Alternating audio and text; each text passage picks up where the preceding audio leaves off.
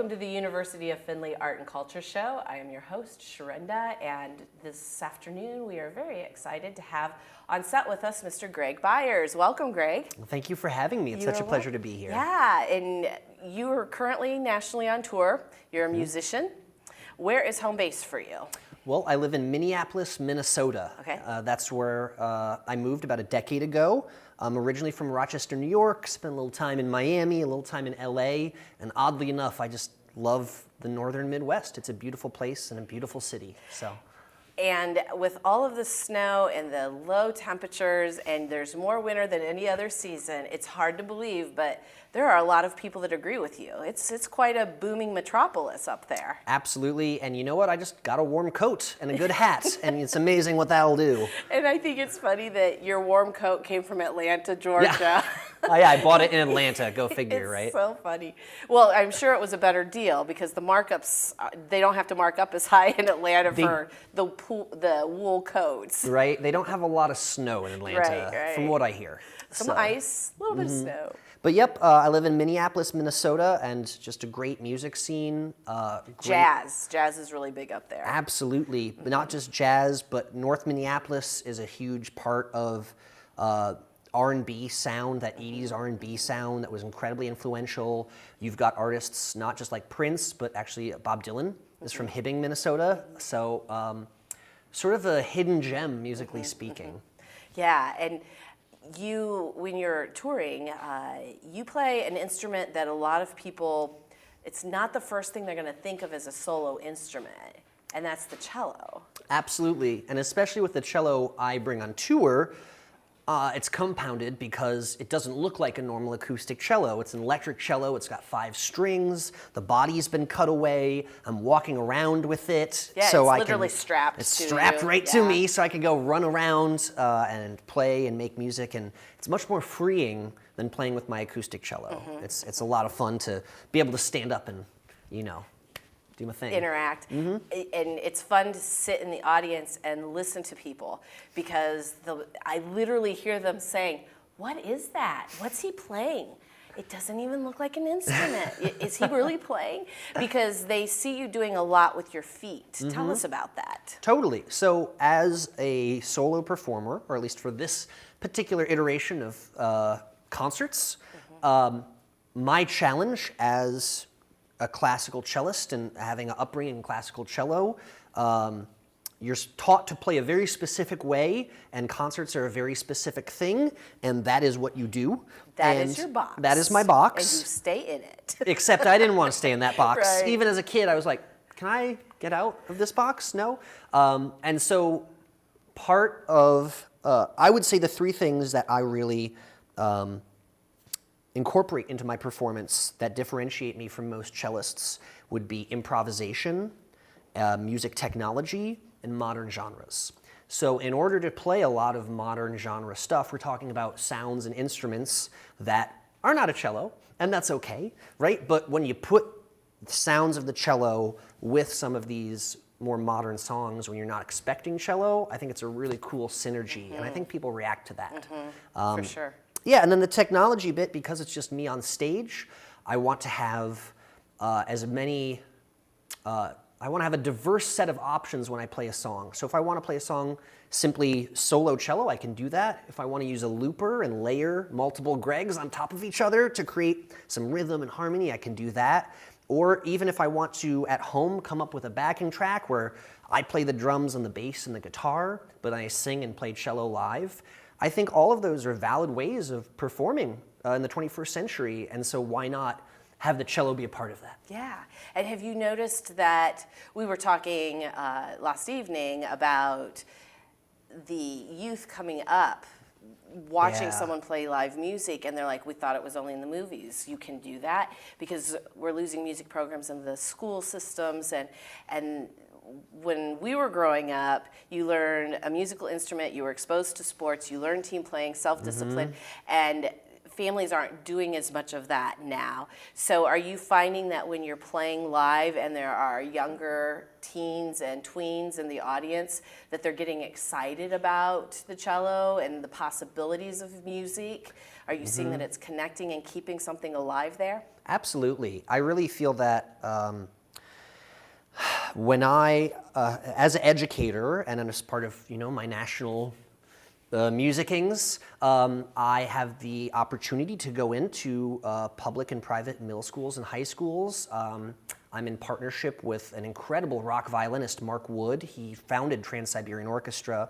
And so we work together to go into schools and to inspire kids with what's possible on these instruments. Get them hungry. Absolutely, and they have no inkling of an idea of what is even possible. And the best feeling in the world is to inspire a child and show them what they're capable of. And so when I play for younger audiences, I certainly think they feed off of my energy and the positivity. You don't have much of it. No energy at all, right? I didn't even have a full cup of coffee today. So I think it's more than just the energy.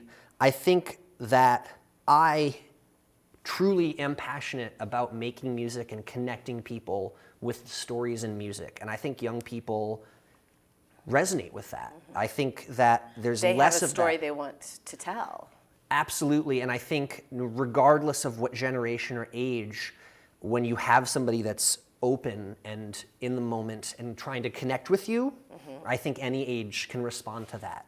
And so that's what I try to do when I play, just create that energy connection, Well, and you use the word create, and we talked about being in a box and trying to get out of the box with the creativity, but one of the things that you have done that I've not talked to another artist, musician doing is you're a foodie. You love food. Yep, I do. And you also believe in taking advantage of grants that are out there.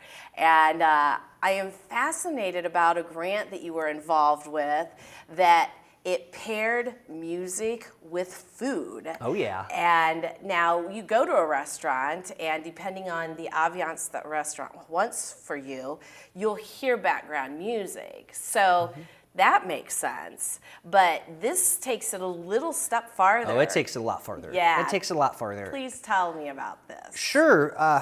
I think food and music have far more similarities than differences. And one of the biggest thing is it's a very experiential thing. When I look at a painting, I can look at a painting for 5 seconds, I can look at a painting for 5 hours. The painting is not changing. That is the painting, and most of the information I'm going to get out of it, I'm observing very quickly.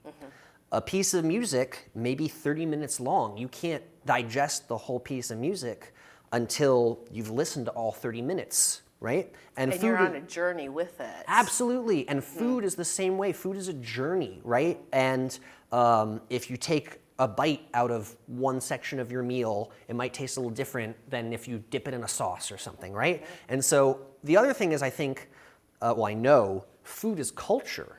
And on top of that, it's a culture that is mandatory. We can't not eat. And so because even if you are completely disinterested in food, you have a culture to your cuisine, you have a culture to your food. And so my idea was, why not blend these storytelling elements together? I know how I'm transported to a time and a place, right, when I eat my mom's cooking. She makes, like, if she made clam spaghetti, that would take me back to my childhood, right? A good Italian mom dish right there, And so my goal was, how do I tie these stories together? So one example might be, I thought of a playful idea. We all know of a spring roll, probably from like a Vietnamese restaurant or something. And I actually got to go in and stage with the restaurant I was working with. So the restaurant was Alma, and staging, for those of you that don't know, means you go in, you're sort of a helping hand. They made me pick the leaves off of stinging nettles for like a stinging nettle pesto. So they kicked my butt. And then they're like, okay, now you just get to sit here and we're gonna make like a dozen dishes for you and we're just gonna feed you. And you're smelling this. I'm watching them cook. I'm literally in the kitchen. You're seeing their energy because... I'm seeing how they put all the parts of food together. And so they were using this sweet potato aioli. Oh, and I was like, sounds that's amazing. fire. Yeah. And I was like, when we were sort of brainstorming, I was like, wouldn't it be fun if we did an autumn roll? Because it was set in autumn, and something that was a little rice paper, sweet potato flavors, And the chefs agreed that might be a fun little play on it. So we had an autumn roll, sort of like a spring roll with autumn flavors. And then I composed a piece called Harvest Waltz. And so Harvest Waltz really, to me, transports me kind of like to a pumpkin patch in the fall with the leaves changing colors and these sorts of things. And from the feedback I got, a lot of other people felt that marriage of those, seemingly disparate elements. But when you really consider how they can come together, they both can tell stories in such an amazing, nonverbal way. And it was more of a journey. Absolutely. For the palate as well as the imagination. And I had the opportunity to listen to your song that you wrote tied to eating macaroons. Oh, yes. Cocalypso. Yes, and I was listening to it, and I did not have the food in front of me or in my mouth, but oh my goodness, my mouth started watering for the coconut macaroon, and then I wanted to do a little bit of South American dancing because there was this vibe of the islands going on, and it was just a fun piece. Absolutely. And it gave me, as the listener, permission to travel. Yes. Yeah, and that was fun. That was a lot of fun. It's so, that's the enduring thing about it. You don't need the food to conjure up that imagery. And hopefully the music is transporting you to that same place, right? But of course, it was just a one performance thing. But that one performance, I do think, anytime when you watch a movie and how the music feeds into what's happening visually, it was the same process for me. I'm just wacky and decided, why not put food and music together? Why not? Yeah, and it was a success. It was a great success. And it was awarded a grant to be able to do it, which is amazing. And then in addition to that and doing solo work, which you're on tour for right now, you also work with lots of different artists, lots of different agents to go to many different types of venues. Yes. And then you teach. I teach. So the question is, if you're teaching, how do you do that and do everything else you do? With COVID, it makes a little bit more sense because we've all had to rethink the ways we're communicating and connecting. But tell us a little bit about that. Because basically, you have a job that you can be mobile and still be doing something back in Minnesota if you want to. So tell us about that a little bit. Well, yeah, I would say my three main sources of income are performing, education, and recording. And so before the pandemic, luckily I was set up to do lessons from my home studio virtually. I was already ready to go. I already had a home studio with recording stuff, so I was ready to record. And obviously, the pandemic has slowed down a lot of my live performances, but that doesn't mean I haven't been doing virtual performances online.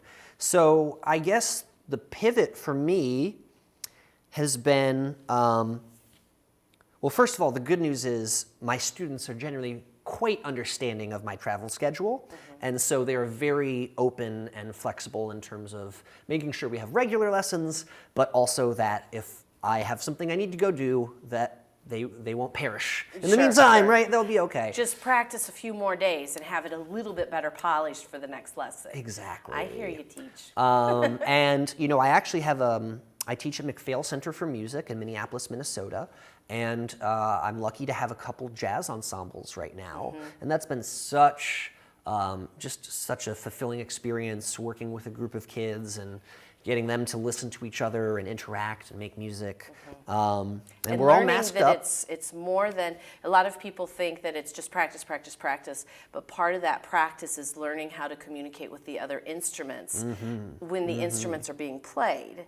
It is not like when you're sitting in a practice room by yourself and you can ignore the recording that you're playing with. It's actual live musicians, imagine. And it's timing and so many communications, body language. And for it to sound really good, they make it look really easy, whoever that group is. But Ideally. It's because they've been working behind the scenes. They've learned the music. Now it's learning the connection to the other instruments. And you said it perfectly. The first level is learning the music. All the good stuff happens after that, right? So my teaching regimen is fairly regular, but a lot of my performances have shifted to virtual, but even still, It's fairly simple. Even if I'm in a hotel room, I can pull up my laptop and pull up the camera and do the Zoom. Yeah, and do the Zoom and work with them wherever. So that's really cool. And the same thing for recording. I've worked, with artists all over the world over the past year, simply because if they find my crazy cello stuff online and they want to collaborate with me, it's as easy as writing me an email. And talking about writing, another thing that you've been prolific with is albums, writing your own music, the creative side of you coming out in different parts of journey of your life, and just amazing. It was fun because I walked into a meeting and I was like, this is cello, because I play cello, so I catch it. And I was like, oh, this is relaxing. This is calming. And the person starting the meeting said, this is Greg Byers. I found him online. And I think he has fun stuff too. I found that. But this was what I was in the mood for. And I was like, I know that guy. So I know you've got stuff out there. You have 6, right? About 6-ish albums? Yeah, I think that it's a hodgepodge. And the cool, the fun thing for me. That's great about music. Yeah, the fun thing for me is that I have so many interests. I don't want to ever just do one thing. So it's been kind of nice. I put out an EP. Actually, it's the 10-year anniversary of Some Dark Beautiful Morning right now. So I put that out in the early aughts, and that's very jazzy. Me just doing my crazy thing, so that was fun. I did a really experimental, sort of heavily produced thing called Glimpse, where just me and some friends went in a studio, and it's very raw. And we just played ideas, and I chopped it all up and put it into, mashed it all together into this crazy 15-minute vibe. So sounds like something I'd listen to an interview and snippets of on All Things Considered. Yeah, NPR. Totally. Yeah, you'd hear that in the background. Yeah, absolutely. Yeah. And then, I did some lullaby albums and some relaxing cello albums recently, and that certainly helped lower my blood pressure, right? And the trick with that for me was, I think it's actually harder to make something simple sound beautiful and stunning. And if you're playing something that's very busy, it's clean and you're dependent completely on those notes. Exactly. And so a lot of the relaxing stuff, there's very few instruments going on. So every instrument, I really had to focus on the detail. Every little, bow hiccup or something when I'm listening back, I was like, some baby's gonna wake up from that. I can't have it. Right? So I think for me, part of the joy of making music is that it's so diverse and there's so much, so many incredible styles of music out there. And so I've never wanted to just tether myself to any single one. And instead, if there's an opportunity to create relaxing music and that touches people, I'm overjoyed. That's the best feeling in the world, right? Yeah.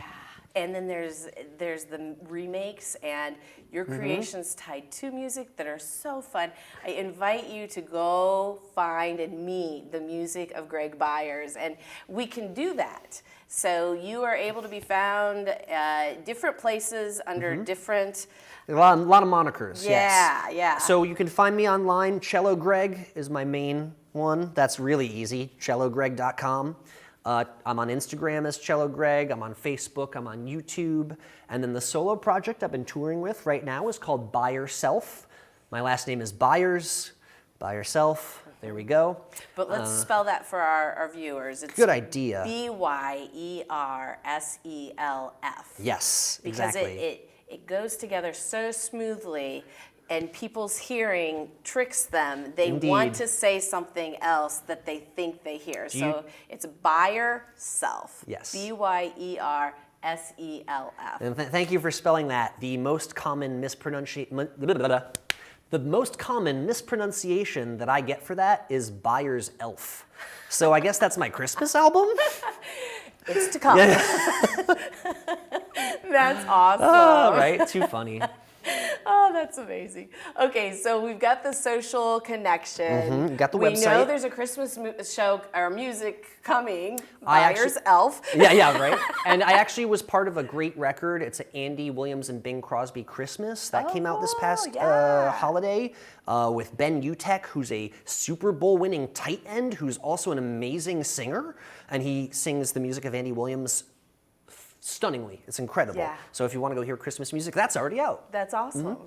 And so if you're interested in taking some cello lessons, you may want to connect. There's lots of opportunities to get to know Greg, and your energy is always so positive and so contagious. We had the opportunity to work together on stage last year, and that was so much fun to be able to introduce you and to work with you in the sound checks. And you're on, and you are always the same. And it's so refreshing for people that get to work with multiple artists to see someone that can come in and have that passion all the way through, and it just makes you want to learn more and be more around that person. So that's a gift. Thank you. I certainly appreciate it, and I try to, put myself out there as fully as possible. And I truly believe that, you make change in this world not by putting up barriers, right? You make change by opening yourself to experiences and to people and to settings that you maybe aren't familiar with. And to food. And to food, absolutely, right? And then I think something that we were just saying earlier, something I've taken from the past year is just gratitude. I've always been grateful for many things in my life, but it has taught me gratitude on a whole new level over the past year. And so to be performing for a live audience, period, I have a newfound appreciation for that. So I already was excited. I already was at a 10. So this makes it, we're in trouble now. I'm going through the roof. But it really, it's so special to be able to do what I love and connect with people and show people something that maybe they haven't seen before. I feel so blessed. Or it's coming from an individual they've never expected it to come from. There's so many different avenues of it. Yes, so absolutely. Thank you for being here today. You're so welcome. Thank you for introducing yourself to our viewers. I'm excited to see where you continue to go in your adventures. Thank you. Because there are many, many more adventures for you. I think so. And we thank you for tuning in today. Until the next time, this is Sharinda. Be well.